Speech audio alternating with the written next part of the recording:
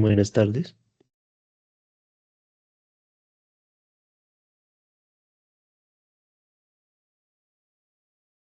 Buenas tardes.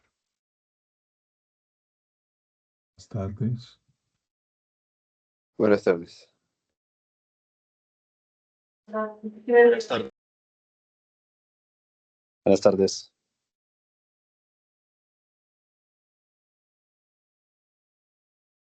Buenas tardes. Buenas tardes.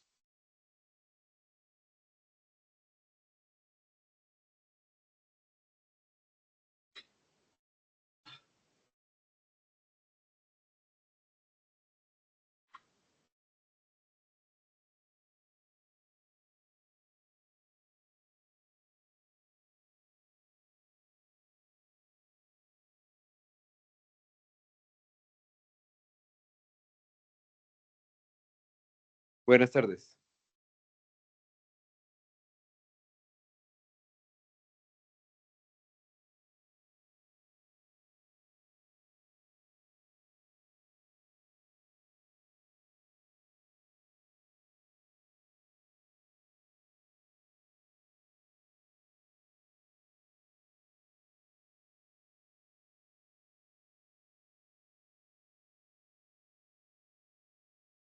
Buenas tardes. Hola, profe, buenas Buenas tardes. tardes. Buenas Hola, tardes. profe. Buenas tardes a todos.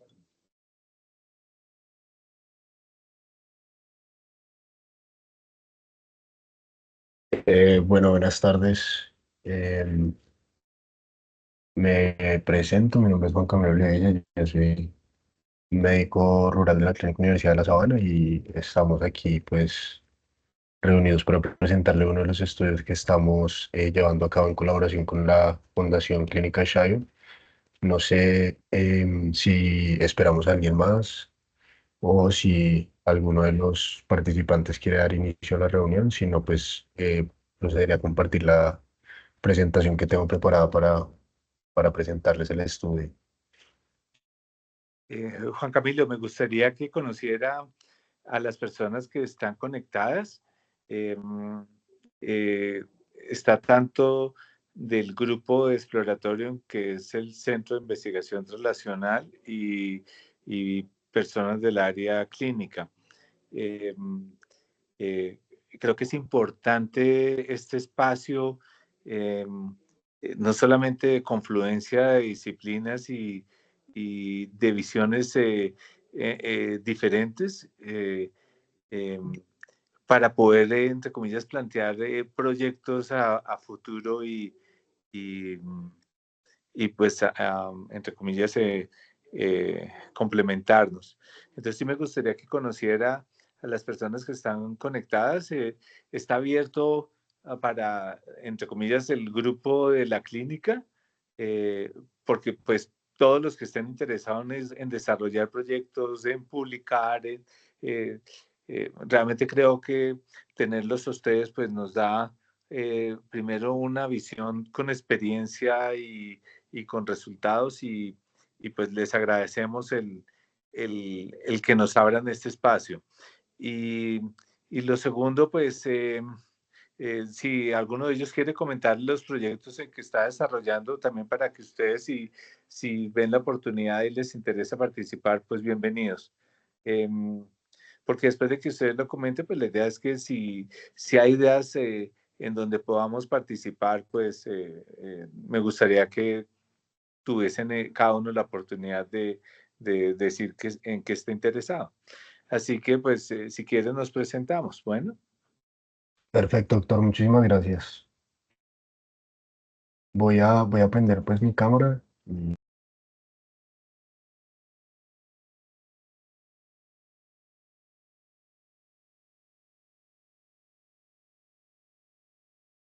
Bueno, si quieren empiezo yo entonces. Mi nombre es Felipe Reyes, soy médico intensivista de la Universidad de La Sabana y soy profesor de la universidad del área de enfermedades infecciosas. Y vivo pues entre Bogotá y la Universidad de Oxford, donde también trabajo como investigador. él vive en Oxford, así que nos ha ofrecido realmente, y es un líder mundial en varias cosas, pero una de ellas es neumonía, vacuna de neumococo. Realmente los proyectos que maneja son globales y son, entre comillas, multicéntricos internacionales. Y el doctor Felipe, pues, nos ha brindado el apoyo y abre una ventana allí para que los que quieran, entre comillas, participar en estos trabajos o eventualmente plantearle trabajos, o si quieren, entre comillas, hacer una pasantía, pues se buscará la posibilidad de estar con él en estos proyectos, inclusive en Oxford. Bueno, así que pues ahí se los presento y va a ser uno de los líderes de estas sesiones. Bueno.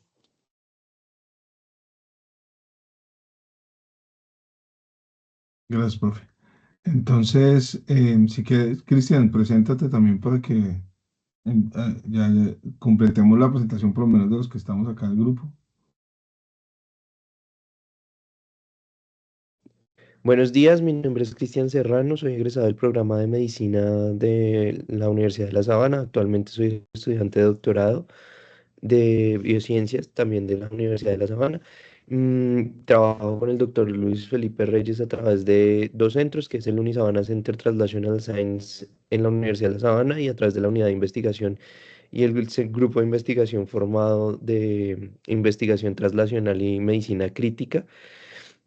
Trabajamos principalmente en enfermedades infecciosas respiratorias, como lo mencionó el doctor Buitrago, y también estamos trabajando en un proyecto pues grande principal que es neumonía por estreptococo neumonía en Sabana Centro. Es como el proyecto más grande que estoy trabajando yo ahorita. Y tenemos otros proyectos que manejamos conjunto con Juan Camilo, que ya Juan Camilo les va a contar. Conmigo pues pueden hablar para lo que necesiten y si no logran contactar al doctor Reyes también me pueden contactar a mí y hacemos la gestión.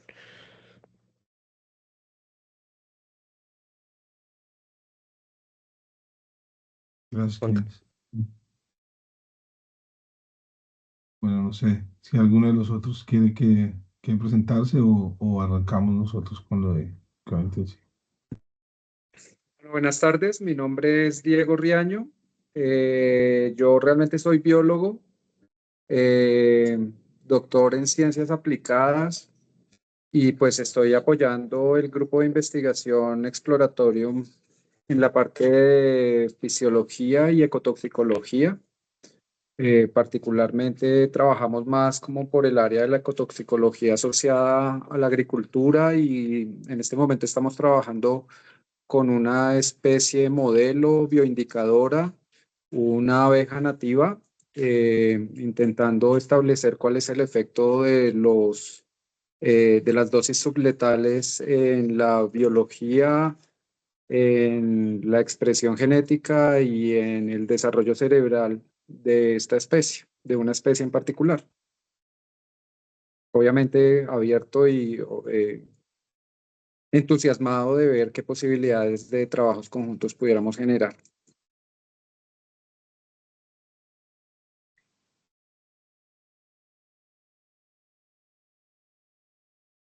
Buenas tardes, mi nombre es Iván Darío López.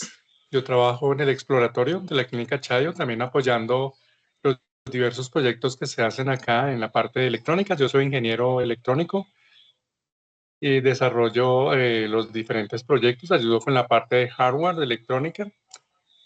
Realmente, pues un proyecto en el que hemos trabajado bastante es una manilla conectada a Internet para pacientes, para trazabilidad de pacientes, para hacer la identificación electrónica del paciente y que sea aportada por este en manilla y que se haga algunos monitoreos de algunas variables fisiológicas como, por ejemplo, su SPO2, su temperatura, etcétera.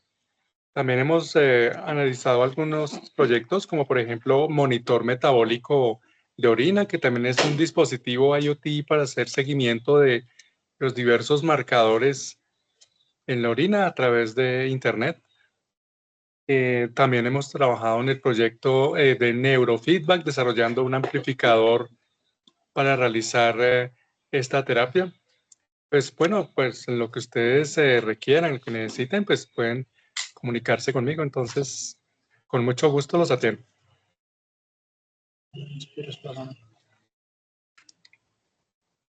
Buenas tardes para Bueno, todos. Mucho gusto. Mi nombre es Juan Sebastián Cara Durán.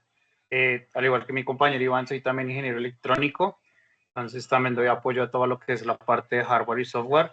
También actualmente estamos empezando como el tema de utilizar videojuegos en temas educativos o aplicando lo que se conoce como gamificación, que es aplicar temáticas lúdicas, trasladarlas al ámbito educativo profesional.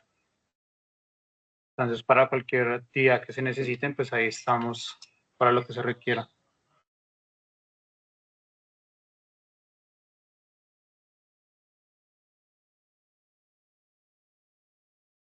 ¿Qué tal? Buenas tardes. Mi nombre es Mario Andrés Colorado Gómez. Soy biólogo marino. Actualmente estoy ya finalizando el doctorado en biociencias. Estamos trabajando todo el tema de probióticos, generación de moléculas nutracéuticas, con el fin de generar cambios en lo que tiene que ver con microbiota y sistema inmune en peces, principalmente ahorita en peces, pero queremos ya empezar a trabajar con especies mayores y pues poder llegar también a lo que es tratamiento con seres humanos. Pertenezco también al exploratorio en Chayo, cualquier cosa también estaré muy atento. Importante el trabajo que hacen ustedes y nosotros queremos también poder interactuar con sus grupos de trabajo. Muchas gracias.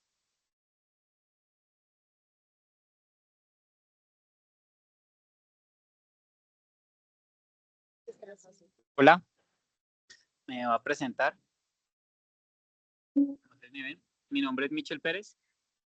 Yo soy médico intensivista del programa con Felipe, pero pues él es mayor que yo. Tengo una maestría en epidemiología, una maestría en ventilación mecánica y soy como especialista. Estoy en este momento en el Comité de Ética de Investigación desde la Chayo, que puede ser, digamos, un punto a favor como para ayudar en la pro de organizar proyectos y enfocarlos de buena manera en pro de que pues, tengamos buenos resultados y aceptación. Pues me gusta todo el campo de la ventilación, pero pues en realidad a todo estoy abierto y pues estoy en mi rol de investigador y haciendo publicaciones pequeñas, pero ahí vamos poco a poco en el crecimiento. Lo que necesiten y todo, pues saben que yo puedo ayudarle. Felipe me conoce, entonces pues cualquier cosa, bienvenidos.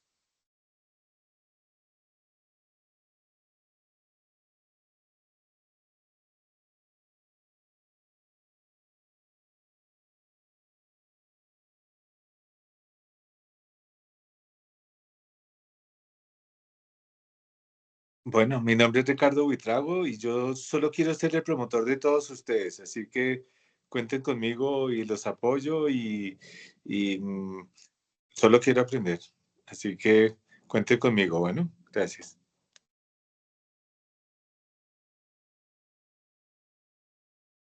Bueno, muchas gracias, profe. Y a todos, pues a Michelle, a todos los que se presentaron. Creo que vamos a tratar de ¿Quién abrió la buscar cámara? ¿Aileen ¿Mm? está para presentarse? Sí, todavía tengo el tiempo, perdón, que es que tenía como problemas de comunicación, de conexión.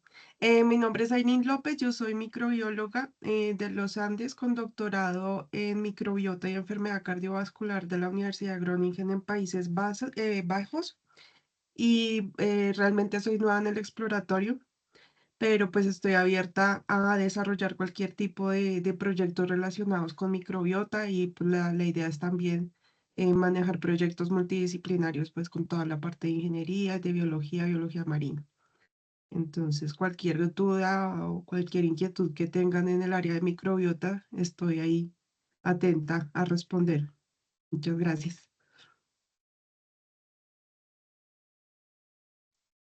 Buenas tardes, yo soy Juliana Morantes, soy bióloga, trabajo con toda la parte de insectos y cardiobiología. Un placer conocerlos a todos y en todo lo que podamos colaborar con todo el gusto.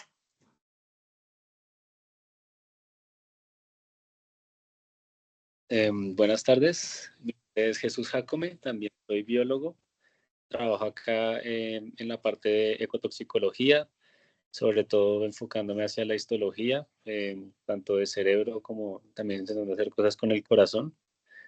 Y en este caso, pues estudiamos con el modelo de estudio de las abejas, el abejorro en este caso, y pues estamos intentando ver cuáles son esos efectos subletales de esas moléculas que son neonicotinoides que afectan directamente el sistema nervioso central de las abejas en su desarrollo y durante toda toda la metamorfosis del individuo. Entonces, pues muy contento de escucharlos y, pues de trabajar, si es posible, a futuro con ustedes. Sería muy interesante. Muchas gracias.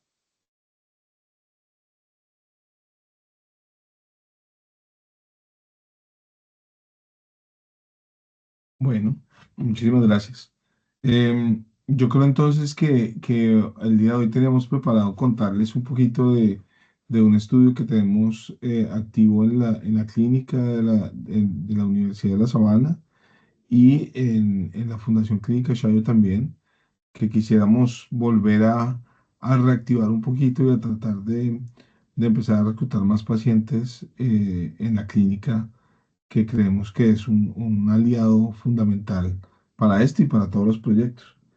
Entonces, si quiere, Juan Camilo nos cuenta un poquito del proyecto y después de eso le respondemos preguntas o nos cuentan si tienen alguna cosa que quieran discutir con nosotros. Muchísimas gracias.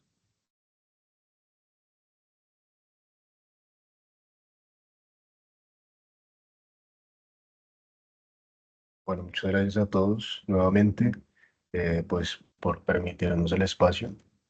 Voy entonces a comentarles de manera, digamos que resumida, este estudio que, como lo estaba comentando el doctor Luis Felipe Reyes, se está llevando a cabo aquí en Colombia, pues en la Clínica Universidad de La Sabana y también en otros centros, incluido dentro de ellos la Fundación Clínica Chayo. El título del estudio es RIMAPCAP, que es básicamente por las iniciales del acrónimo que especifica el modelo o el tipo de estudio, el cual es un ensayo clínico adaptativo. Este tipo de estudios es, digamos que diferente al ensayo clínico convencional y ya les voy a comentar, digamos que brevemente en qué consiste este tema de la parte o del concepto de adaptativo dentro de los ensayos clínicos. Y este estudio, digamos que se enfoca principalmente en neumonía adquirida en la comunidad. Entonces, bueno, ¿qué es un ensayo clínico adaptativo? Digamos que este concepto de ensayo clínico surge a mediados entre el 2010 y 2020. Esta es una de las primeras publicaciones que se realizan sobre este tipo de estudios en el 2016, que se publica en el New England Journal, donde ya, pues digamos que se habían implementado unos cuantos modelos de este tipo de ensayos clínicos y se hace, digamos que un resumen sobre, digamos que este tipo de metodología específica. Y este es un artículo más reciente del 2019 que nos habla de cómo, digamos, nos dan unas estadísticas sobre el uso de estos ensayos clínicos y cuáles han sido las ventajas desde la implementación de ellos. Varias de las gráficas que les voy a mostrar a continuación, pues son extraídas de estos dos estudios y las pueden consultar allí en dado caso que quieran profundizar un poco más sobre el tema. Entonces, básicamente, a diferencia del ensayo clínico convencional, donde nosotros pues claramente queremos identificar la efectividad de una terapia específica para el manejo de una patología X, este estudio, este tipo de metodologías nos permiten no solo comparar esa molécula o ese tipo de tratamiento específico contra un placebo o contra una terapia estándar, que es la que se utiliza actualmente, ¿verdad? Sino que nos permite generar diferentes grupos de tratamiento, ¿cierto? Donde vamos a probar varias terapias al tiempo en el mismo grupo de pacientes. Es decir, digamos que en el caso específico de la neumonía, conocemos que no únicamente, digamos que por ejemplo el antibiótico es la única intervención que se realiza en estos pacientes para el tratamiento de esa patología específica, sino que se pueden utilizar otro tipo también, o se utilizan dentro de la, digamos que de la rutina, otro tipo de terapias adicional al antibiótico, que pues digamos son efectivas en el tratamiento y en el manejo de esta patología, como lo es la neumonía, ¿no? Dentro de esas otras intervenciones que se realizan está, por ejemplo, el uso de corticoides en casos específicos de neumonía, claramente. En otros casos también se utiliza, por ejemplo, la ventilación. En otros casos también se utilizan, por ejemplo, algunos antiinflamatorios sistémicos. Y bueno, digamos que este tipo de ensayo, este tipo de protocolo, lo que permite es probar al tiempo, ¿cierto?, en un mismo paciente, la efectividad de diferentes terapias. Esto claramente va a permitir, digamos que en un principio, reducir los costos y los tiempos, por ejemplo, de tener que crear un protocolo específico para cada una de las terapias, sino que con este protocolo, digamos que grande, podemos incluir varias terapias al tiempo. Ese es, digamos que el primer concepto importante sobre este tipo de estudios. Lo segundo es que digamos que el modelo del estudio es cambiante en el tiempo. ¿Qué quiere decir eso? Que estos subgrupos, estos grupos de terapias específicos con los que inicia en el primer tiempo pues el estudio, pueden ir cambiando. O sea, algunos de ellos, durante los análisis interinos que se hacen a lo largo de la trayectoria o del curso normal del estudio, pueden ir saliendo porque probaron una efectividad estadísticamente significativa o probaron una inferioridad digamos que estadísticamente significativa, y esos subgrupos pues van siendo, digamos que eliminados, y también en el tiempo pueden ir apareciendo nuevas terapias. Entonces, a medida que van apareciendo estas nuevas terapias, podemos incluir esas nuevas terapias dentro de este protocolo y así, digamos que ir, como su nombre lo dice, adaptando el modelo del estudio a las necesidades actuales, digamos que de la salud pública, no solo en un país, sino que a nivel mundial, como lo pudimos observar durante la pandemia. Más adelante les voy a mostrar unos datos de cómo este tipo de plataformas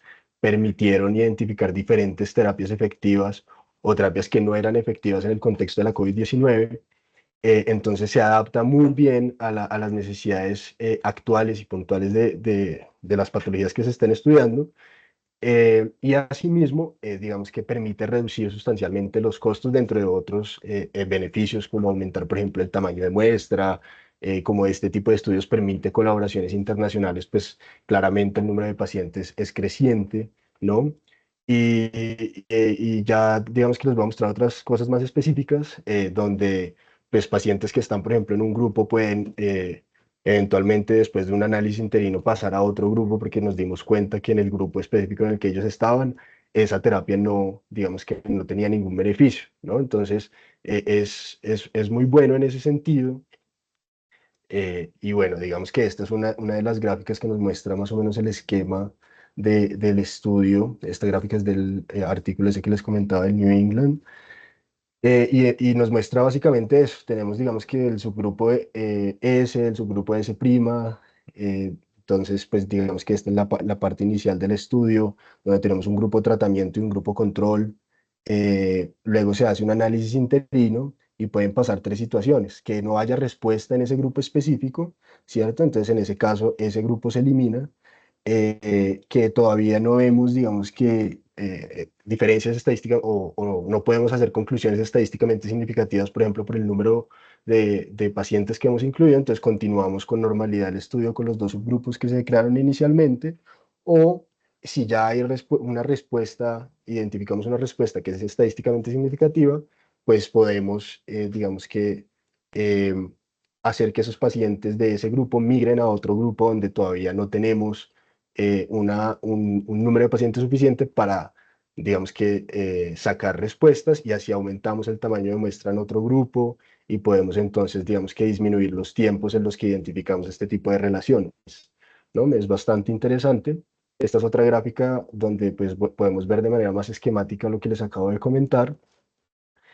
Entonces, pues básicamente nosotros estamos aleatorizando al paciente, ¿cierto? Después se hace, digamos que todo el análisis estadístico de los análisis interinos y determinamos si continuamos con el esquema que manejamos o si cambiamos de subgrupos, etcétera, y podemos ir añadiendo intervenciones o nuevos dominios dentro del estudio. Y estos nuevos dominios, pues obviamente dependerán de las nuevas estrategias terapéuticas que vayan surgiendo a lo largo del tiempo. Esto era lo que les comentaba del tema de la superioridad o la inferioridad. Digamos que tenemos un primer punto donde todos los grupos que se crean inicialmente están, digamos que en el mismo nivel, no sabemos si hay superioridad o inferioridad en esas terapias, y con el paso del tiempo, pues ellas van a ir mostrando, por ejemplo, en el caso del subgrupo 1, que era inferior, sí, que existía una inferioridad o que no, digamos que esa terapia no era efectiva comparado con el grupo control, entonces se elimina ese subgrupo porque ya determinamos eso, o por ejemplo en el caso del grupo 2, muestra una superioridad con respecto al grupo control y ya pues podemos sacar esa conclusión y utilizar esos pacientes para incluirlos dentro de otros grupos y sacar nuevas conclusiones. Estas son algunas estadísticas del número de ensayos clínicos adaptativos a lo largo del tiempo. Entonces, como les estaba comentando, digamos que en 2006, 2010 más o menos empezó a ser utilizado este tipo de plataformas, pero miren cómo cambia la gráfica de manera importante en el 2020, ante la pandemia del COVID, ¿no? Este tipo de ensayos entonces permitía en un contexto crítico y agudo identificar pues terapias de manera rápida y oportuna sin necesidad de, digamos que crear un protocolo específico para cada una de las terapias, sino que simplemente íbamos añadiendo nuevas terapias que consideráramos pudieran ser pertinentes en el contexto de la pandemia para el tratamiento de esos pacientes, ¿no? Estos son, digamos que los usos que se les dan a los ensayos clínicos adaptativos, pues puede ser preidentificación de dosis adecuadas, ¿no? De los pacientes, digamos que el uso más importante, pero también para identificación de terapias, de cuáles son las intervenciones, digamos que más adecuadas para el manejo de una patología específica. Entonces, las fases que se utiliza con mayor frecuencia es fase 1, y fase 1, fase 2 y fase 2, fase 3. Digamos que ahí es donde más tienen utilidad.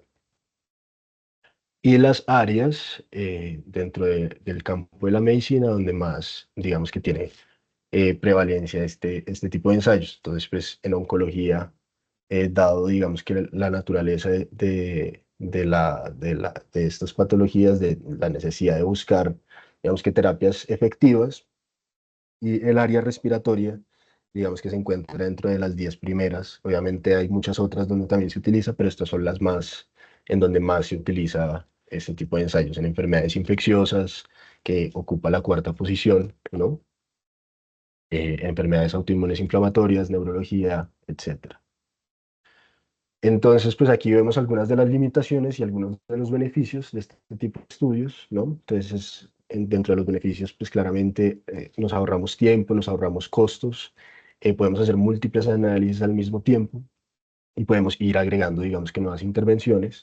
Y dentro de las limitaciones, digamos que para poder implementar este tipo de estudios se necesita hacer un análisis previo bastante robusto, donde se demuestre que este tipo de ensayo es el más adecuado para lo que se quiere identificar sobre una patología específica.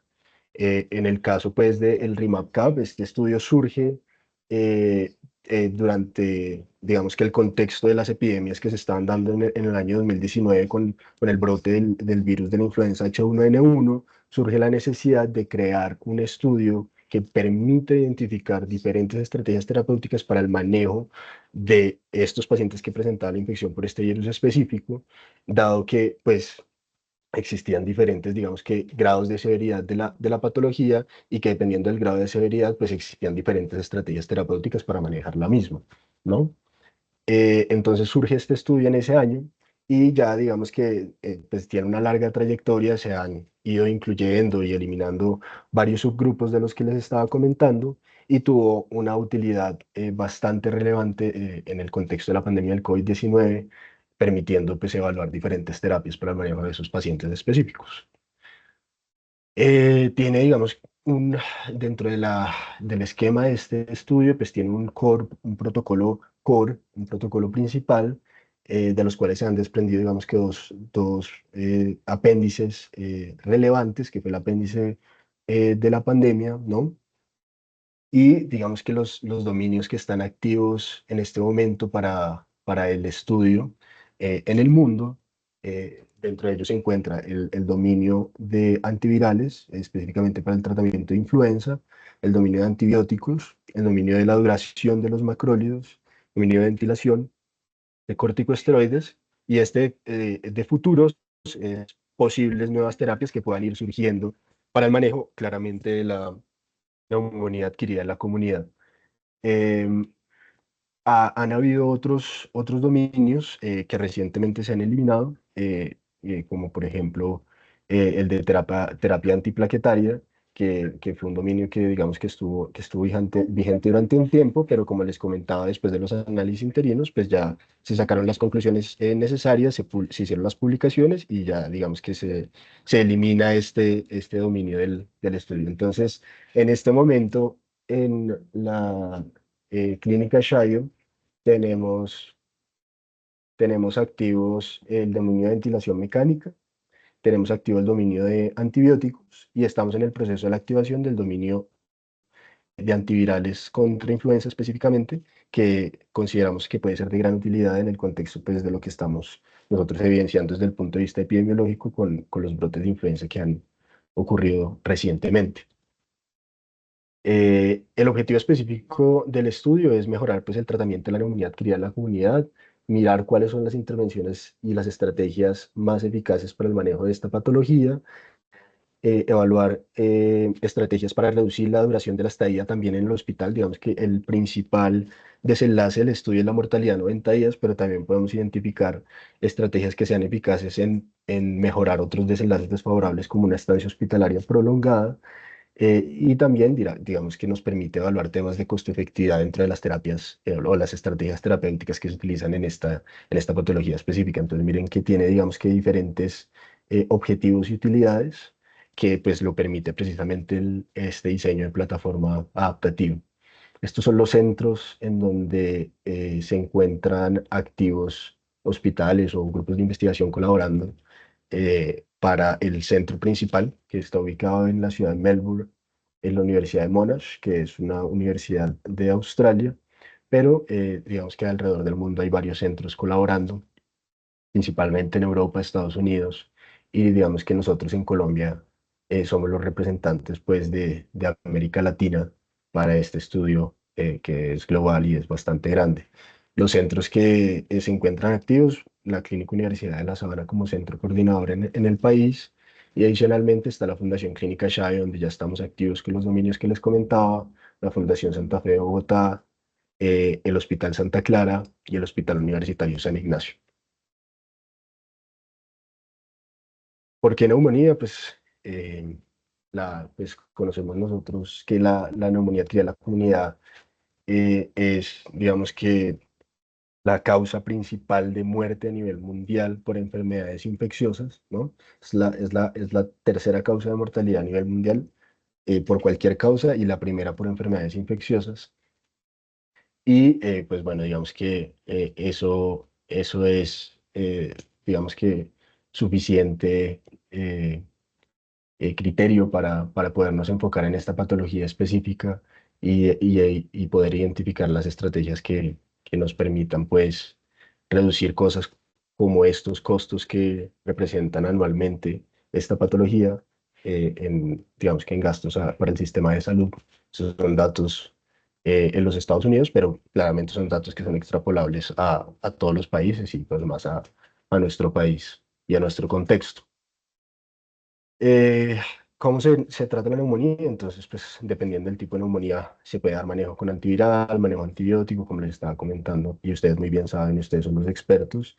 Hay otras estrategias también con el uso de corticoides o ventilación mecánica, y es por eso que estos, digamos que dominios se encuentran activos en el estudio. Ahora, hablando del protocolo core, o sea, el protocolo grande del estudio, él tiene unos criterios de inclusión generales, ¿cierto? Para todos los dominios y unos criterios de exclusión generales para todos los dominios. Entonces, los de inclusión son que sean adultos, que ingresen a la unidad de cuidado intensivo por neumonía adquirida en la comunidad severa dentro de las primeras 48 horas de ingreso hospitalario. O sea, el paciente llega a urgencias y no deben pasar más de 48 horas desde que llegue a urgencias a su ingreso a la UCI, ¿cierto? Para nosotros poder considerar ese paciente como candidato pues al estudio y que claramente pues cumplan los criterios específicos de neumonía adquirida en la comunidad. Eh, Claramente pues que tenga todos los signos y síntomas consistentes con una infección del tracto respiratorio inferior y que haya una evidencia radiológica de los mismos. Y hasta dentro de las primeras 48 horas del ingreso a la UCI que esté recibiendo, por ejemplo, soporte ventilatorio no invasivo, ¿cierto? O invasivo o infusión de vasopresorio o inotrópicos o ambos. Eh, digamos que esto se relaciona un poco más con el dominio de ventilación mecánica. El paciente que es candidato, digamos, para entrar al dominio de ventilación mecánica no debe en el momento de la identificación de ese paciente, no deben haber pasado más de 48 horas desde que se inició la ventilación. Si quizá el paciente le inicia la ventilación, digamos, el sábado, ¿cierto? A las 7 de la mañana y nosotros identificamos ese paciente el lunes, porque el sábado nadie estaba, digamos que buscando activamente el paciente y lo identificamos el lunes al mediodía como un posible candidato, ya no es candidato porque ese paciente lleva más de 48 horas con la intervención específica que sería la ventilación mecánica. Pero en general, nosotros necesitamos pues un paciente que tenga neumonía adquirida en la comunidad, que esté en la unidad de cuidado intensivo y que no hayan pasado más de 48 horas desde que ingresó al hospital. Dentro de los criterios de exclusión, entonces también generales, tenemos que pues claramente esa neumonía no sea una neumonía asociada al cuidado de la salud, es decir, que haya estado hospitalizado en los últimos 30 días o que esa persona, digamos, sea una persona que vive en un lugar de cuidado crónico, en un hogar geriátrico, por ejemplo. Eh, Eso es lo primero, digamos, con el diagnóstico de neumonía. Y los otros dos puntos es que no sea un paciente críticamente enfermo con una probabilidad de morir dentro de las 24 horas siguientes a su inclusión muy alta. ¿Por qué? Por ejemplo, en el dominio de ventilación mecánica, nosotros necesitamos recolectar datos de esa intervención específica, ¿cierto? Que es la ventilación mecánica, al menos por 24 horas. Entonces, si el paciente tiene una muy alta probabilidad de morir dentro de esas primeras 24 horas, ya no es candidato porque no vamos a poder hacer la recolección adecuada de los datos de la intervención y por eso esto es un criterio de exclusión en general, pues no solo para ventilación mecánica, sino en general, pues para todos los otros dominios también. Y pues claramente que no haya participado previamente en el estudio dentro de los últimos 90 días, es decir, un paciente puede ingresar varias veces al estudio, ¿cierto? Pero no deben haber pasado más de 90 días desde una participación previa.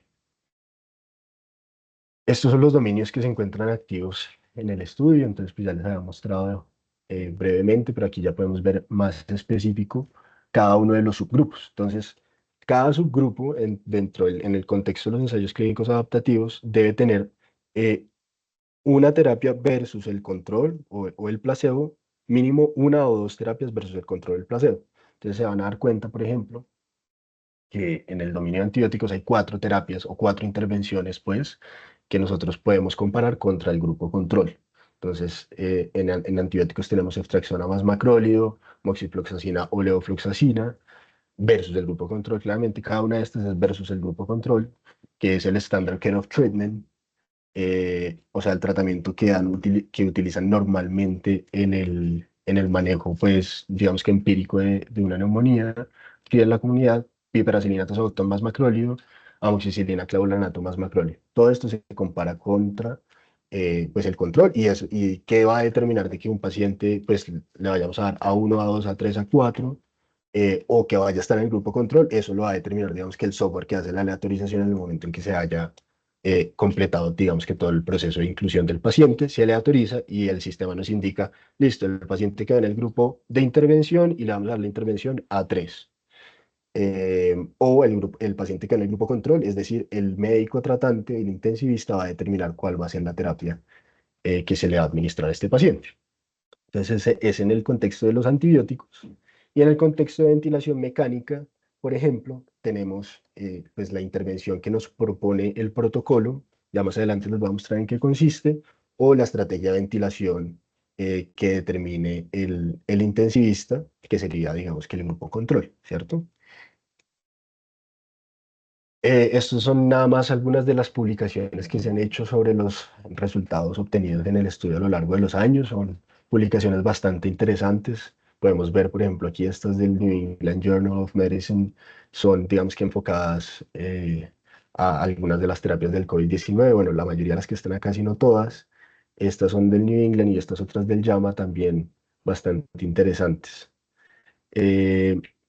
Ahora, para hablar específicamente del dominio de ventilación mecánica, entonces el objetivo de este dominio es identificar cuál es la estrategia de ventilación mecánica más efectiva para el manejo de la neumonía adquirida en la comunidad, ¿cierto? Evitando claramente, nosotros conocemos que esa ventilación genera un daño mayor al beneficio que pueda generar en términos de oxigenación de los pacientes. Entonces, los criterios de inclusión, que ese paciente cuente, pues claramente que es un paciente con indicación de ventilación mecánica, como les comenté, que no hayan pasado más de 48 horas desde el inicio de la ventilación. Otros criterios específicos es que la relación, que la PaFi-O2 en las últimas 6 horas sea de menos de 200,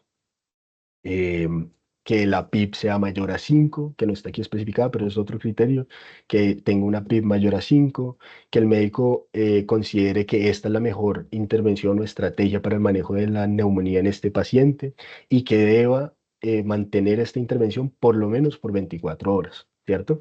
Si el paciente tiene una alta probabilidad de morir dentro de las siguientes 24 horas, o si el intensivista no considera que se vaya a realizar la intervención por más de 24 horas, no sería candidato pues para este dominio. Y dentro de los criterios de exclusión, pues que hayan pasado más de 48 horas desde el comienzo de la ventilación mecánica, o que el médico tratante considere que la participación en este dominio específico no es recomendada para el paciente porque los parámetros ventilatorios que propone el protocolo, en dado caso que llegue a quedar en el grupo de intervención, no considere que sean los adecuados para este paciente por la severidad de la neumonía del paciente, porque tiene X o Y comorbilidad que requiere otro tipo de intervención durante el ajuste de los parámetros de ventilación, etc. Juan Camilo, el doctor Buitrago tiene una pregunta. Sí, señor. Gracias. En el brazo de antibióticos, nuestro esquema usualmente para neumonía adquirida en comunidad incluye ampicilina sulbactam. En algunos pacientes, si han tenido antibiótico-terapia previa, pues escalamos, o si está inestable o en shock, vamos con un espectro más alto, usualmente piperacilina tazobactam. Pero ninguno de los que están allí en esos está lo que nosotros usualmente utilizamos. Nosotros no usamos quinolonas, nosotros algunos ponemos macrólidos, no usamos cefalosporinas de tercera en neumonía adquirida en comunidad. Vamos usualmente con AMPI o vamos con piptazo. Sí, entonces no sé, en ese caso no podríamos, entre comillas, amoxicilina clavulanato, entre comillas, tendría un perfil similar de resistencia, pero no es lo que utilizamos. ¿Cómo sería allí para inclusión en algunos de esos brazos cuando no es lo que utilizamos usualmente? Sí, sí, digamos que nosotros aquí en la clínica presentamos esa misma inquietud y esa misma, digamos que dificultad desde el punto de vista logístico, precisamente por los perfiles epidemiológicos que nosotros manejamos de neumonía aquí en Colombia, ¿no? Y digamos que es una limitación para ese dominio. Sin embargo, ya más adelante pues voy a hablar un poco del dominio de antibióticos y hay algunas, digamos que algunos puntos donde el protocolo permite, digamos, por ejemplo, adicionar otras terapias a la que se especifica, digamos, en la intervención. Sin embargo, pues claramente, igual que en el dominio de ventilación mecánica, si el médico tratante considera que dentro de las, digamos, de las intervenciones propuestas, no se ajustan para el manejo de ese paciente específico, eso, digamos que hace que ese paciente no sea candidato para ser incluido en el estudio. Ya que si, digamos, se llega a aleatorizar a este paciente y y llega a quedar en el grupo de intervención con una terapia que el médico tratante no considera como adecuada y no se llega a implementar esta terapia, digamos que estaríamos incurriendo en una violación al protocolo, una desviación del protocolo, y eso digamos que desde el punto de vista logístico es, digamos que representa una gran dificultad, ¿no? Pero pues ya más adelante, doctor, pues lo voy a mostrar, digamos, las Sí, especificaciones del... pero o sea, no vamos a entrar en ninguno de esos, o sea, ese dominio de antibióticos, así como está planteado, no creo que nosotros entremos, ¿sí? Ok. No vamos a entrar con quinolonas a manejar una neumonía que crea comunidad en cuidado intensivo, ¿sí? Ujú. No le va a poner amoxicilina, claulanato a una neumonía que crea en comunidad, o sea, implica muchas más cosas que entre comillas son Claro. opinión. Son cosas que tendría que acordarse con infectología, Ujú. cambiar realmente la experiencia y los resultados simplemente para incluir pacientes en un protocolo y no creo que sea la forma de hacerlo. O sea, en ese No, momento profe, no creo y que nosotros... para ser transparentes, en la clínica tampoco estamos incluyendo pacientes en este protocolo por esa misma limitación. Ujú. Sí, de acuerdo.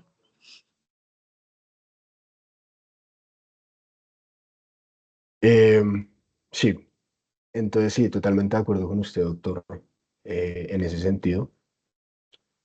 Entonces, bueno, para continuar, ya más adelante vamos a hablar igual del dominio de antibióticos. Y bueno, para continuar con el dominio de ventilación, pues este es, digamos que el algoritmo que está propuesto dentro del protocolo. Entonces, nosotros tenemos ya identificado al paciente que cumpla los criterios de inclusión y se hace el proceso de aleatorización. Debemos nosotros pues tener disponibles en el día cero, o sea, en el momento de que identificamos al paciente, gases arteriales, arteriovenosos y lactato antes de poder aleatorizar al paciente, porque son algunos datos que nos pide la plataforma para identificar si el paciente es o no candidato a incluirse en este dominio. Y esos gases arteriales también deben ser, digamos que debe haber disponibilidad de ellos previo a la intubación y posterior a la intubación orotraqueal. Los modos ventilatorios que propone el protocolo son estos tres, es decir, asisto controlado o volumen control, el SIMB y el controlado por presión. Entonces se aleatoriza al paciente y el paciente puede quedar dentro de dos grupos. El grupo que es el grupo control, o sea, la terapia o la intervención o los parámetros ventilatorios preferidos por el médico tratante. Ese modo de ventilación, digamos que queda a criterio del intensivista, pero idealmente debe ser controlado por presión, controlado por volumen, el SIMB, el asisto controlado, el APRB. El APBR, perdón, etcétera. Los parámetros ventilatorios quedan a criterio del intensivista, el volumen corriente también es criterio del intensivista y puede ajustar estos parámetros como el intensivista lo considere, es decir, si queda en este grupo de control, el intensivista va a determinar básicamente cuál es la intervención que va a realizar. Si queda en el protocolo de RIMAP-CAP, o sea, en el grupo de intervención, entonces él nos va a indicar que pues debe ser alguna, o sea, la estrategia, el modo de soporte debe ser alguno de estos tres, y él a partir del peso ideal del paciente, lo primero que nos va a indicar es el volumen corriente, ¿cierto? La plataforma va a indicar cuál es el volumen corriente que se debe, digamos que, manejar para este paciente. Entonces van a ver, digamos que varios puntos importantes. El primero es la presión meseta. Entonces la presión meseta idealmente debería estar menor a 30 centímetros de agua. Y lo que nos dice el protocolo es que si está mayor a 30 centímetros de agua, ese volumen corriente que nos indica la plataforma para ese paciente lo debemos disminuir gradualmente de 5 a 10% hasta que logremos una presión meseta menor a 30 centímetros de agua, ¿cierto? Sin que esa disminución que vayamos haciendo paulatinamente ese volumen corriente llegue a ser menor al 65% del que fue asignado por la plataforma, ¿cierto?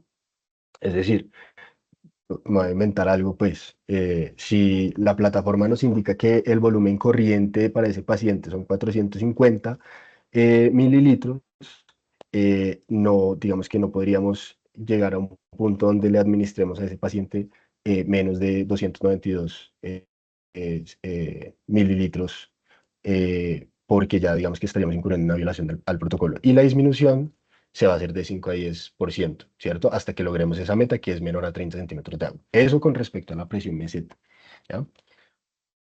Si la presión meseta está controlada, o sea, está igual o menor a 29, ¿cierto? Entonces, pues lo que debemos hacer idealmente es mantener el volumen corriente pues, lo más cercano a lo que nos asignó la plataforma, mantener esa presión meseta menor a 29, menor o igual a 29. Si digamos que no estamos muy cerca al volumen corriente que nos asignó la plataforma, podemos hacer incrementos graduales del 5% hasta alcanzar lo máximo que permita el volumen corriente sin dañarlos o sin afectar la presión meseta. Y pues lo que habíamos hablado anteriormente, la disminución del 5 al 10% para lograr esa meta pues, en cuanto a la presión meseta. La frecuencia respiratoria debe ser máximo de 35 respiraciones por minuto, pero esta sí puede ser a criterio del intensivista, o sea, él determina cuál es la frecuencia respiratoria ideal en ese paciente, teniendo en cuenta únicamente pues, que no sean más de 35 respiraciones por minuto y que esa frecuencia respiratoria logre esos targets establecidos. Con respecto a los gases arteriales, entonces lo que hay que tener presente es que en los gases arteriales el pH esté mayor a 7.15, ¿cierto? Y si digamos que el pH no está mayor a 7.15, lo que podemos hacer, mayor o igual a 7.15, lo que podemos hacer es aumentar el volumen corriente gradualmente de 5 a 10% hasta que consigamos un pH mayor a 7.15. Solo en este caso, el protocolo dice, solo en este caso podemos tener una presión meseta mayor a 30 centímetros de agua, ¿cierto? Con el fin de obtener o de estabilizar el pH. Sin embargo, no es esta la regla, ¿no? Porque claramente no queremos generar una afectación con presiones muy elevadas, una afectación, digamos que alveolar con presiones muy elevadas. Entonces, básicamente lo que nos indica el protocolo es, si usted lo considera necesario pasarse de la presión meseta, hágalo, es permitido siempre y cuando sea en el contexto de poder estabilizar el pH, ¿no? Si no es necesario, únicamente estabilice el pH aumentando el volumen corriente hasta lograr las metas. Y también es permitido en este caso el uso de bicarbonatos con esa misma finalidad. Si nosotros tenemos la presión meseta controlada, la frecuencia respiratoria no está mayor a 35 respiraciones por minuto, el pH está estable, tenemos entonces ahora también que tener en cuenta digamos que el último punto, y es el de la PAFI, donde si digamos que el protocolo exige que se haga con base en esta tabla. Claramente, digamos que la titulación, sí, la titulación de la PIP, perdón, la titulación de la PIP se hace, digamos que con estrategias muy similares a esta en los diferentes centros. Cada centro, digamos, y también dependiendo de la expertise del intensivista, pues digamos que titula la PIP de una manera muy similar, pero el protocolo sí pide que la PIP sea ajustada según digamos que esta tabla que ellos plantean aquí. Y la idea es poder ir ajustando estos parámetros, ¿no? O sea, poder ir revisando los parámetros constantemente y repetir el algoritmo siempre y cuando sea necesario. Si todos los parámetros están dentro de lo establecido dentro del protocolo, no es necesario realizar ninguna intervención, simplemente pues digamos que ir recolectando la información. Cuando el intensivista, esta información se va a recolectar mínimo 24 horas, máximo hasta 28 días. Es decir, poco probable claramente, pero si existe el caso de un paciente que necesita estar bajo ventilación mecánica 30 días, únicamente vamos a recolectar los datos hasta el día 28. Estos datos, este tipo de información. Si el intensivista el día 3 decide que considera, con base en la clínica del paciente, los paraclínicos del paciente, que digamos que ya la ventilación mecánica no es necesaria en ese paciente porque ya está más estable y decide pasarlo a, digamos que hacer todo el weaning para la extubación del paciente, la transición para la extubación ya es a criterio del intensivista, o sea, el protocolo no indica cómo el intensivista debe hacer el weaning, ni a qué modo espontáneo lo debe pasar, si a CPAP o a BiPAP, eso sí ya queda a criterio del intensivista, el tiempo también queda a criterio del intensivista, o sea, únicamente lo que debe seguir el intensivista durante la intervención es cuando el paciente esté asistido y controlado por el ventilador. No sé si en este punto hay alguna pregunta.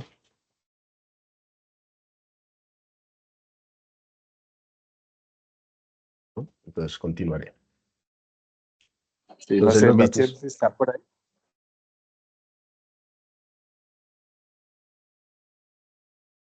Bueno, no creo que haya mayor problema. ¿Aló? Aquí estoy. Sí, adelante.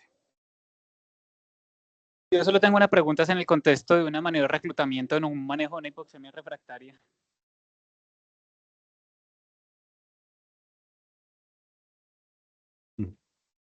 No sé si, pues, Doctor Michel, en caso de una maniobra de reclutamiento por una hipoxemia pues refractaria, este paciente tendría que salir del protocolo, si está asignado al protocolo del algoritmo de manejo propuesto por el estudio, tendría que salir.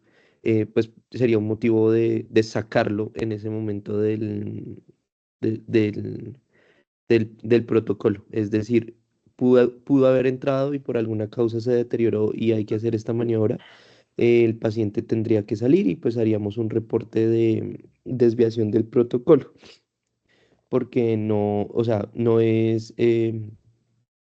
costo efectivo para el paciente si no usted no hace la maniobra de reclutamiento y sería una desviación del protocolo porque no está planteado dentro de las posibilidades para la ventilación en el paciente que quedó aleatorizado al algoritmo.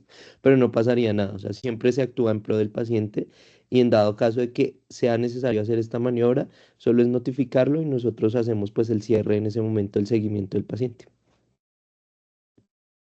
Sí, perfecto, porque es que gracias, esto Cristian. sucede como en el contexto del manejo de la hipoxemia refractaria, maniobras de reclutamiento, otros ajustes, pronos, o probablemente hasta pueda llegar a, no sé, a un ECMO o alguna cosa así, entonces sí, para entender, tener claro ese dato. Pues es Perfecto. importante precisar que el hecho de que el paciente quede pues aleatorizado a una de las dos ramas pues de ventilación, lo que es un algoritmo de manejo, lo que hace la rama de aleatorización del estudio es darnos una guía que nosotros debemos ceñirnos lo más posible. Pero si la condición clínica del paciente no nos permite seguirlo ventilando según el protocolo propuesto, pues el paciente no puede continuar ahí porque no es de mejor interés ni para el paciente ni para el médico tratante. Y pues haríamos lo necesario, lo que sea necesario para darle continuidad, pero pues si no, o sea, si en realidad no es posible, pues no se logra. Porque nosotros comprendemos, por ejemplo, que la titulación de PIP bajo esta tabla que plantea pues el protocolo en algunos casos no es efectiva para todos los pacientes y pues al no ser efectiva nosotros cumplimos con registrar los datos, pero no vamos a dejar deteriorar al paciente por mantenerlo aleatorizado, pues.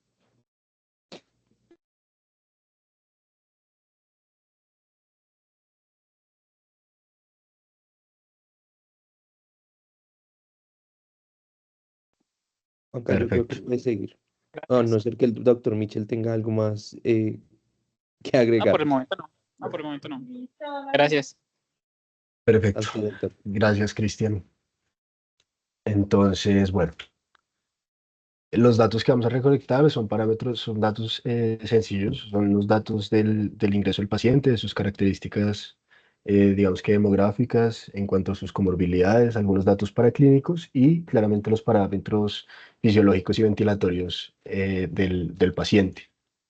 Como les comentaba, pues estos datos se van a recolectar al ingreso y diariamente, una vez al día, durante los días que el paciente esté dentro de la intervención. Entonces, las causas de desviación del protocolo son, por ejemplo, la administración de un volumen corriente de más de 6 mililitros por kilogramo del peso y edad del paciente. Este es, digamos que la manera en la que el protocolo calcula el volumen corriente a ser administrado. Si se administra un volumen corriente diferente a este o digamos que lejano al que propone el protocolo, eso sería una desviación del protocolo, ¿no? Pues claramente podemos modificar el volumen corriente para lograr los parámetros, pero si digamos que está muy lejano a ese valor, pues se considera una desviación del protocolo.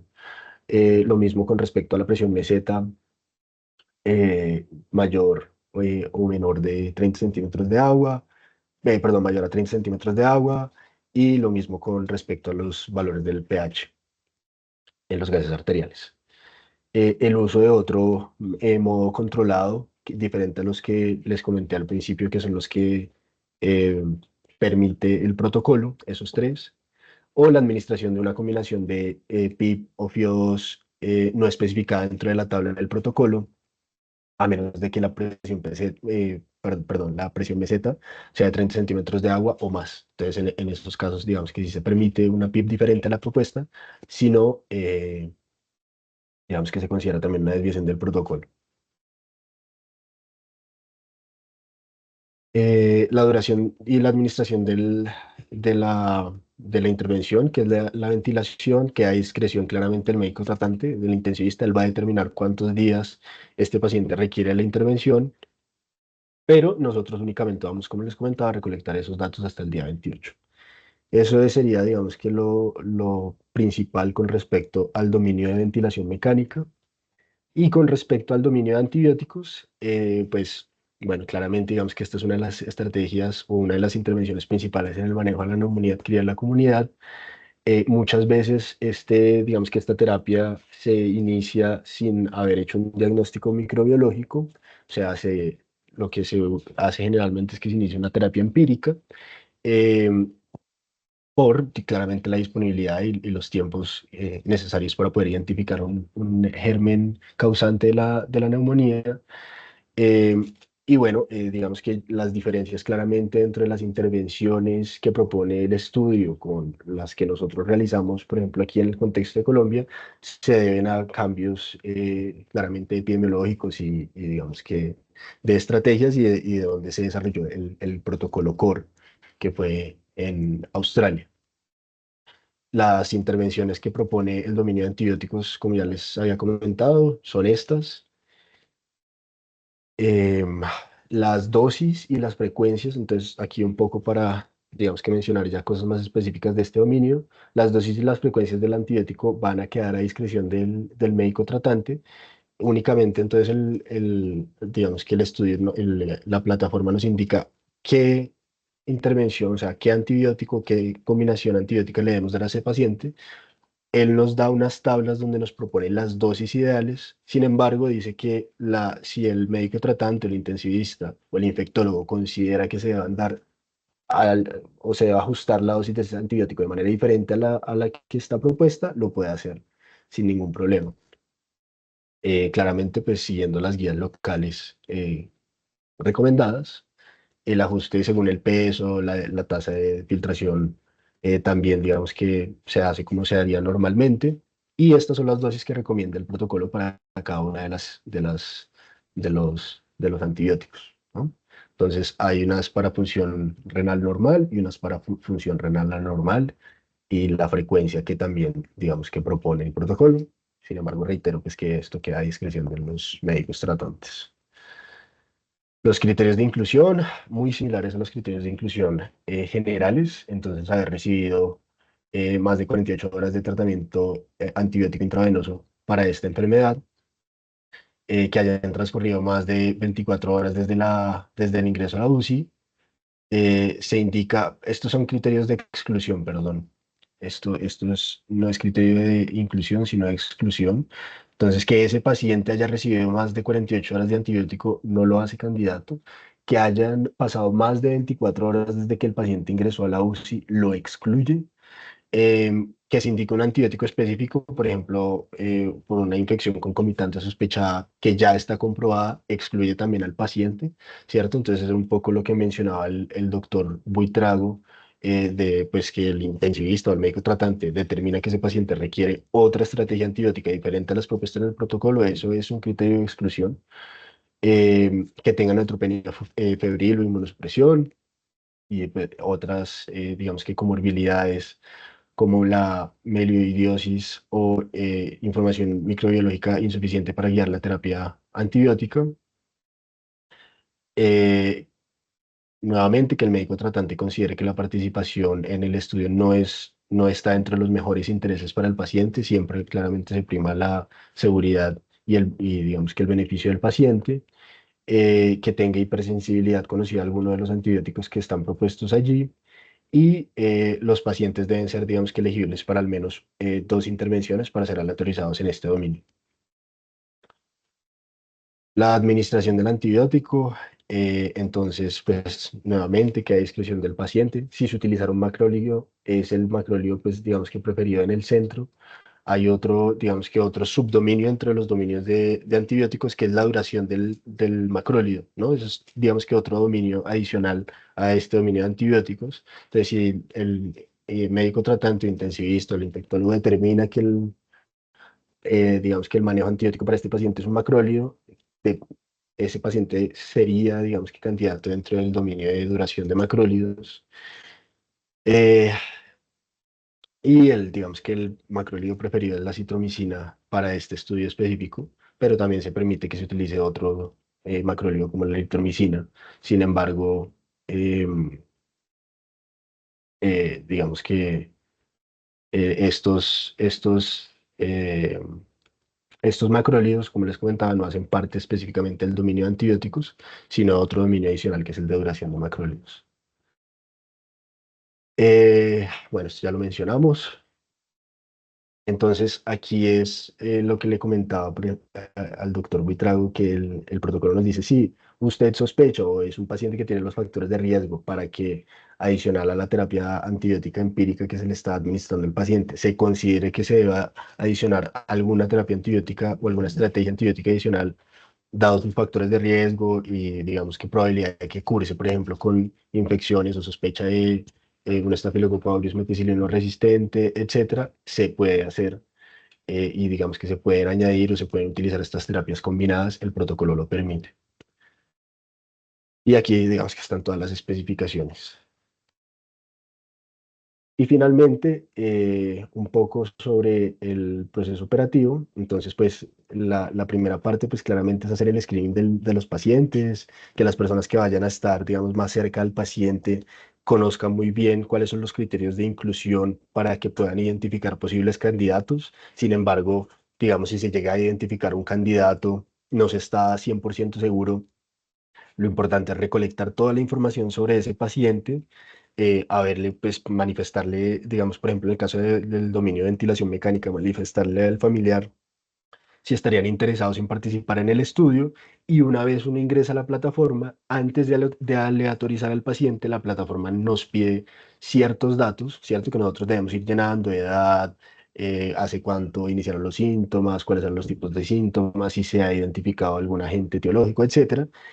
Y él, antes de autorizar al paciente, nos dice, sí, este paciente sí es candidato. Es como una doble verificación de que ese paciente sí es candidato. Entonces, pues digamos que el primer proceso es hacer el screening y estar pendiente de los pacientes, pero la plataforma también nos confirma los criterios de elegibilidad, y digamos que ya después viene todo el proceso del consentimiento informado, el cual se debe diligenciar antes, pues, de aleatorizar al paciente. Se aleatoriza al paciente y se empieza, digamos que ya a hacer todo el diligenciamiento y la recolección de los datos que se van a subir en una plataforma que no sé si ya el doctor Pérez, el doctor Buitrago tienen conocimiento de esta plataforma. Se llama Spinnaker, y allí, pues digamos que se van a ir subiendo los datos relacionados con el paciente que esté incluido, datos sobre el consentimiento informado, los datos demográficos del ingreso, datos microbiológicos y los datos del seguimiento, y también pues claramente los relacionados al desenlace, ¿no?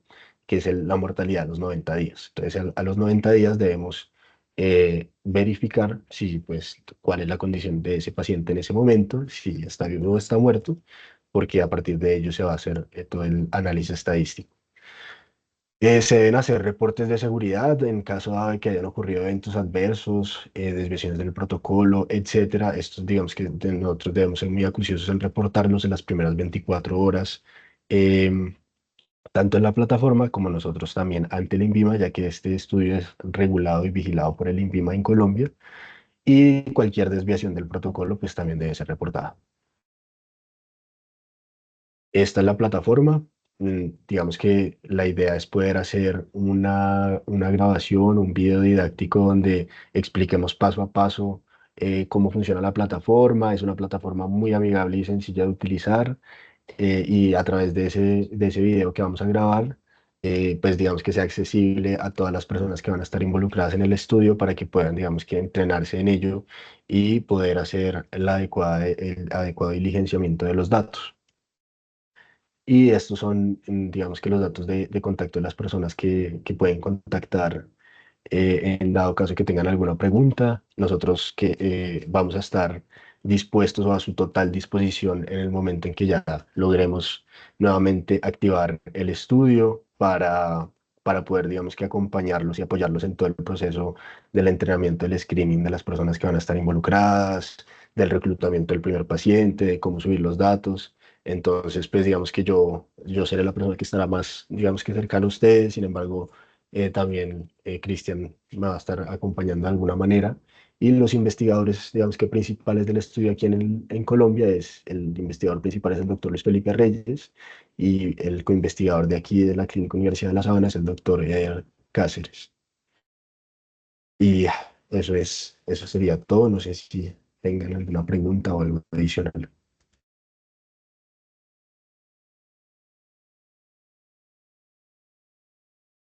Pues trataremos de adaptar los pacientes, o sea, no está tan sencillo, entre comillas, seguir cosas como a veces no las hacemos, pero miraremos, o sea, miraremos en la práctica qué podemos adaptar y no.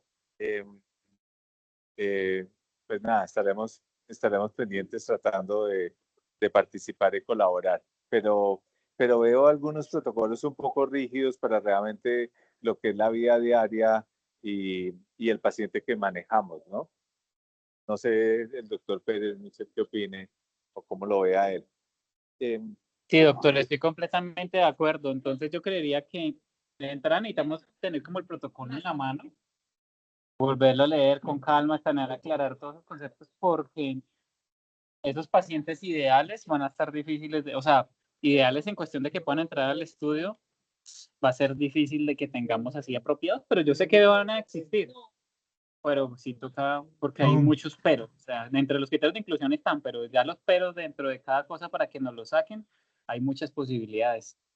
Como ya el doctor también expuso en cuestión de los antibióticos, digamos el contexto ventilatorio, pero pues vamos a hacer el intento y lo mejor.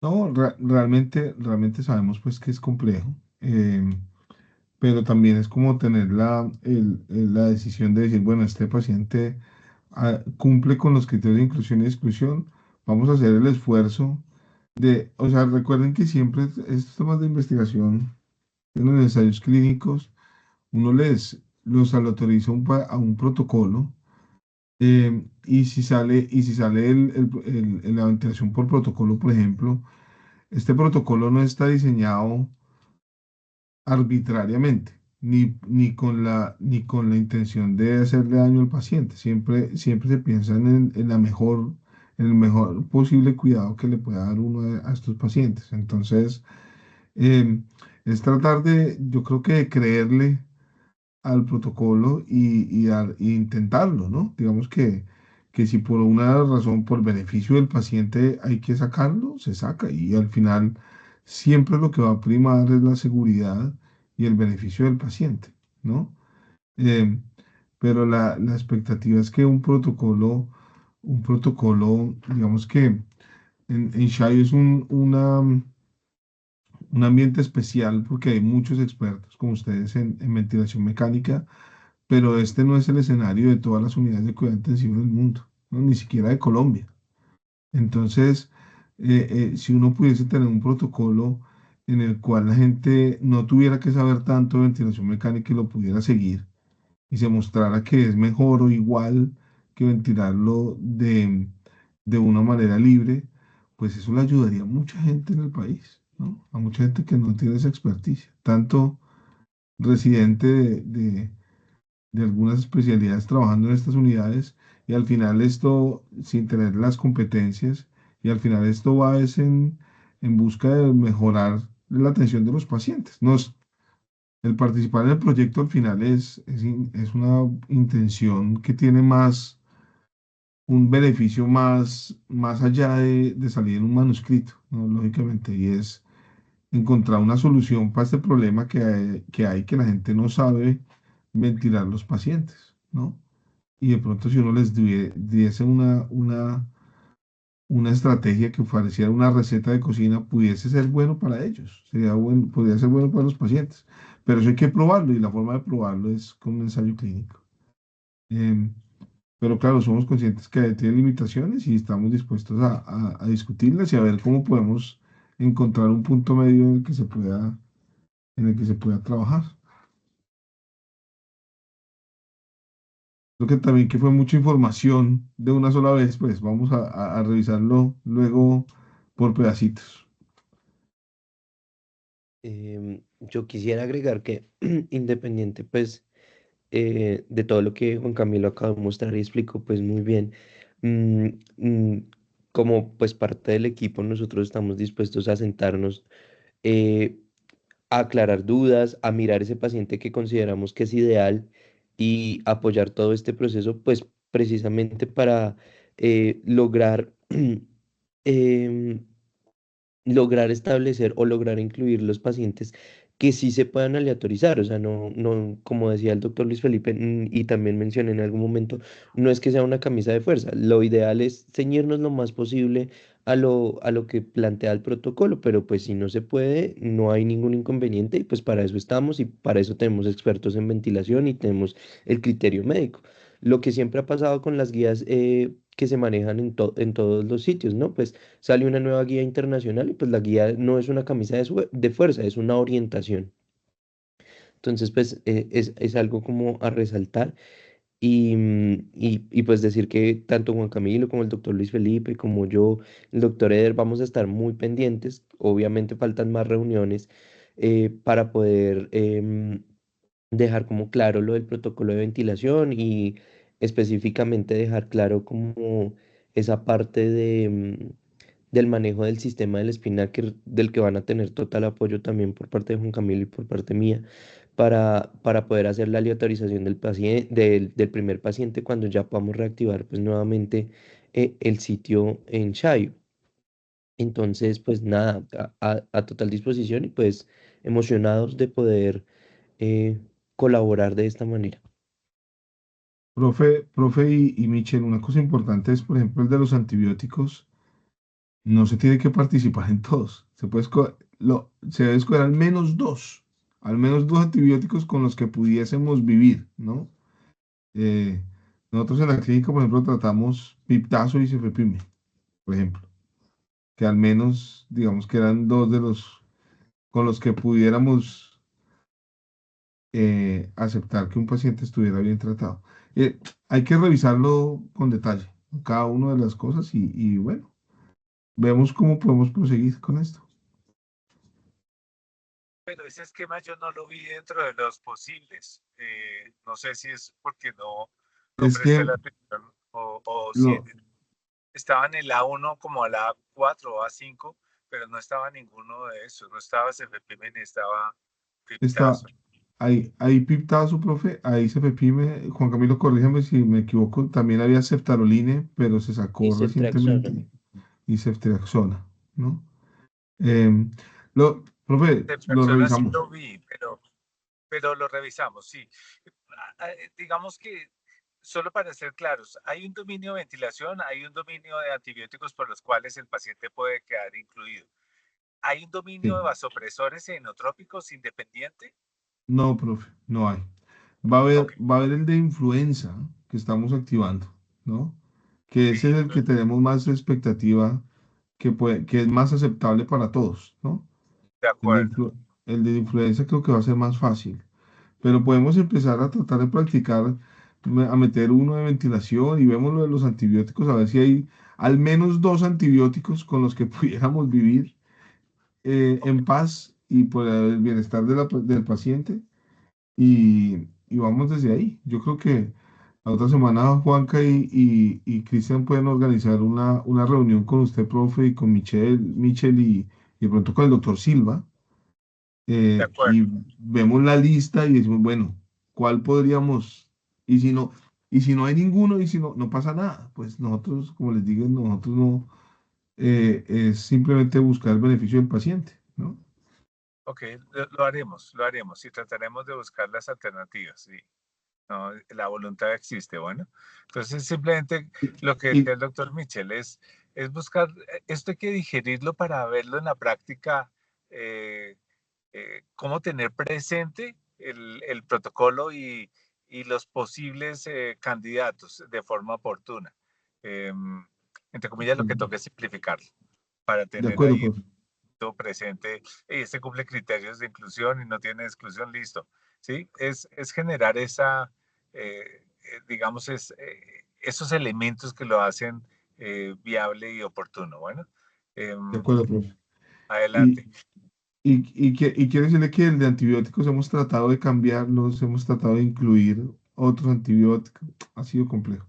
Pero bueno, veamos a ver qué podemos hacer. Bueno, yo creo Lo que otro que debe ser claro es que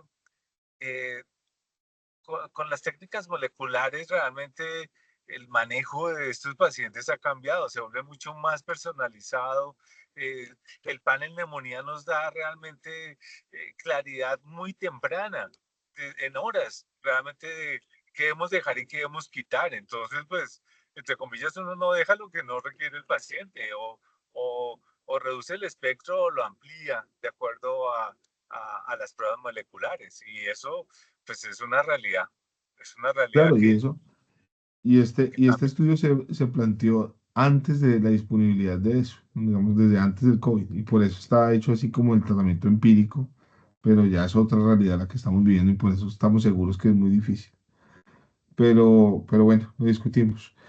Yo creo que podemos cerrar por ahora y para tratar de mantener más cortas, lo más corto posible las reuniones y que no nos aburramos.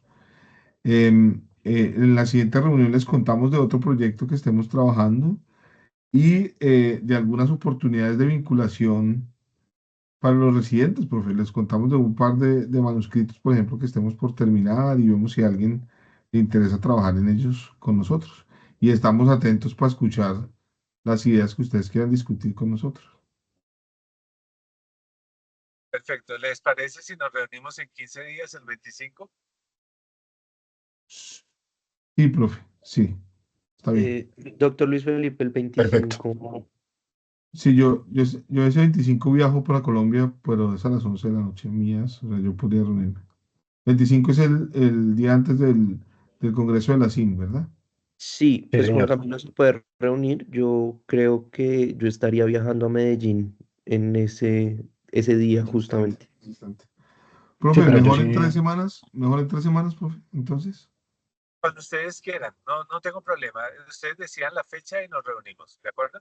Yo creo que sí, ir como eligiendo así como fechas tentativas y ir programándonos con eso con tiempito y tratar de que sean así recurrentes. Es chévere como este círculo, estas reunioncitas, pero las podemos ir organizando así con tiempito. Claro, las organizamos con tiempo y tratamos de mantenerlas corticas, pues para que la gente no nos aburramos todos y nos incentivamos a Gracias a unirnos. todos. Bueno, profe, Michel, a todos, muchísimas gracias por la atención. Cuídense, que muchas estén bien. gracias, que estén bien, hasta luego. De todos. Gracias, que estén muy bien.